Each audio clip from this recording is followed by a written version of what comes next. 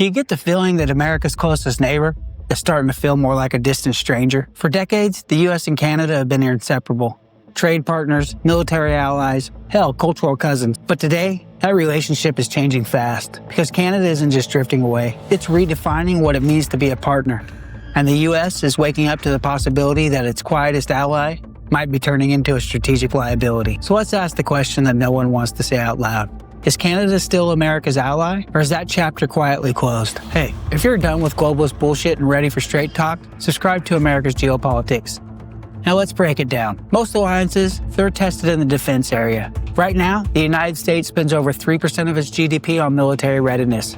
Canada, just 1.3%. That's not just below NATO's 2% target, it's almost insulting. Canada is one of the wealthiest countries in the world, and yet it's one of NATO's lowest spenders. They've known about this gap for years, and still, no serious effort to close it. Hell, not even after Russia invaded Ukraine. Not even after the US called out allies for underperforming. Even after Trump made it crystal clear, you don't pay your fair share, don't expect American protection forever. But Canada, they stayed the course. A passive defense policy, a tiny military, and an assumption that if anything ever goes wrong, America will handle it. That's not how an alliance is supposed to work. Now let's look at something even more dangerous. China. When Washington banned Huawei, we didn't just do it because of trade. We did it because Huawei posed a national security risk, a direct backdoor into our communications infrastructure that we just couldn't allow. But what did Canada do? It waited. It stalled. It waffled. Only after mounting pressure did Ottawa finally ban Huawei. And by then, the damage to trust was already done. And it doesn't stop there. Canada's natural resources, especially rare earth minerals, are still flowing into China.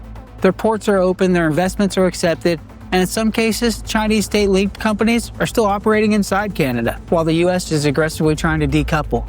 Now ask yourself, how can we treat Canada like a trusted ally when it's still entangled with the very country we're trying to isolate? And don't forget the two Michaels, Canadian citizens detained in China after Huawei's CFO was arrested in Vancouver. That should have been the moment when Canada woke up to what China really is. But instead, we got hesitation, weak responses, and business as usual. It's not just a strategy diverging, it's a mindset. Now let's talk about energy, because this might be one of the places where the US and Canada are still on the same page. Despite the cancellation of Keystone XL, energy trade between our two countries has remained strong. Canada is still America's #1 supplier of crude oil, and US refiners rely heavily on Canadian imports, especially from Alberta. And while the federal government in Ottawa has taken a softer stance on pipelines and environmental restrictions, provinces like Alberta and Saskatchewan, they have stepped up.